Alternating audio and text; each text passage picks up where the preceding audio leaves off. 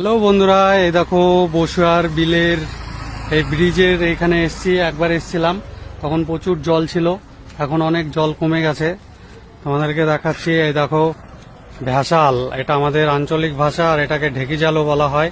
দেখো কিভাবে তুলছে। দাদা ভালো আছেন?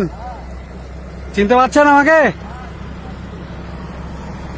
হ্যাঁ, এই দেখো বন্ধুরা কিভাবে মাছ তুলছে। দেখো, ওই দেখো।